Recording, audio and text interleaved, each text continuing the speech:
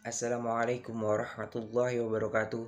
Perkenalkan, nama saya Ahmad Firman Dirza. Saya mahasiswa dari Universitas Islam Kalimantan Muhammad Arsyad Al-Banjari, Fakultas Teknik Sipil semester 5B.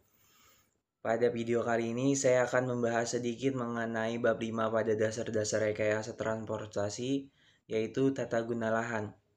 Untuk materi lebih lanjut, mari simak video berikut ini. Dasar-dasar rekayasa transportasi disusun oleh Ahmad Firman Dirza, NPM 19640156. Tata guna jalan. Pengertian. Sebelum mempelajari tentang tata penggunaan lahan, Anda perlu mengetahui apa itu lahan. Lahan dan tanah seringkali disamakan, padahal keduanya memiliki definisi yang berbeda. Tanah adalah material yang bersifat fisik, entah secara kimiawi maupun organik.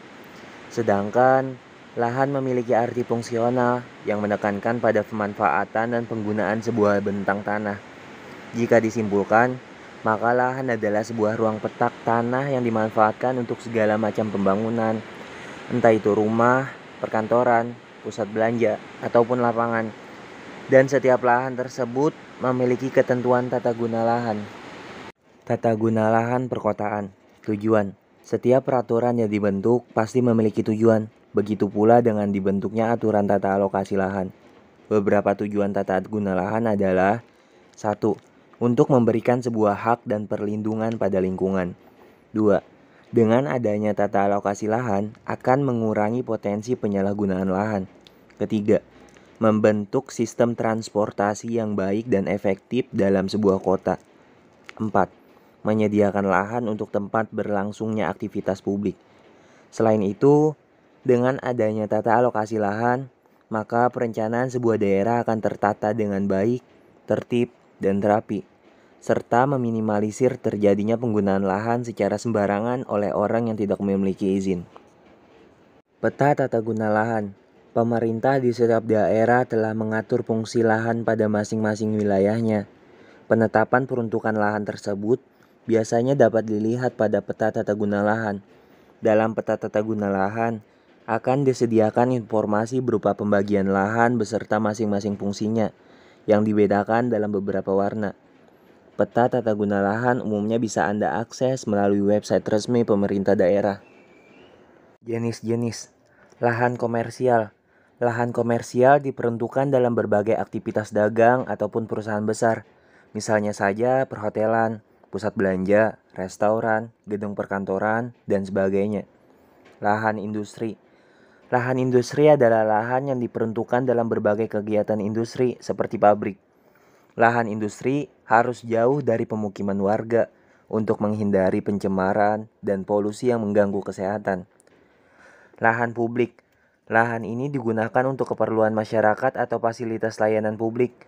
Contohnya, rumah sakit, tempat ibadah, atau tempat rekreasi. Lahan yang telah menjadi lahan publik tidak dapat difungsikan untuk keperluan komersial. Teori tata guna lahan. Teori konsentris. Teori tata guna lahan ini disampaikan oleh E.W. Burgess.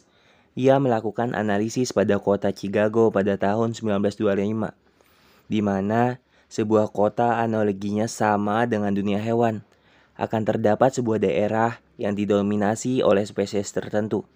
Begitu juga dengan perkotaan, akan muncul pengelompokan jenis peruntukan lahan di daerah tertentu. Teori sektor.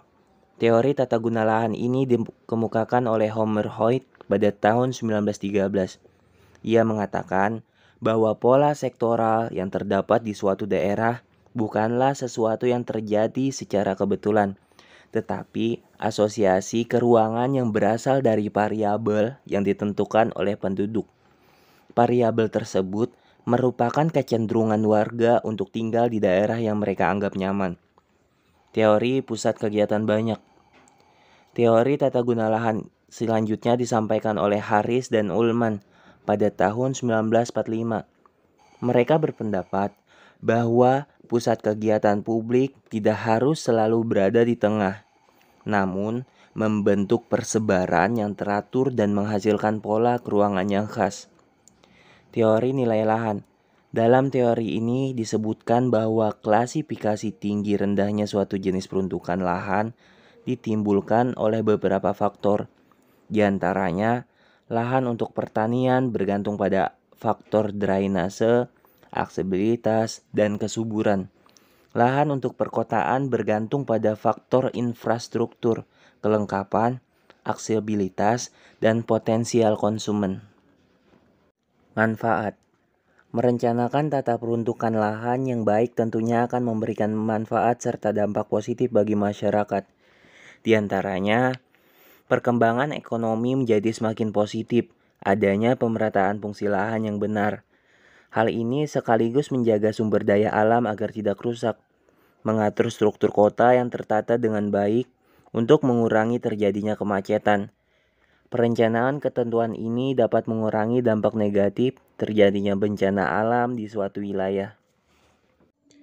Terima kasih telah menonton video ini. Mohon maaf bila ada salah pengucapan nama maupun kalimat. Sampai jumpa di video berikutnya. Wassalamualaikum warahmatullahi wabarakatuh.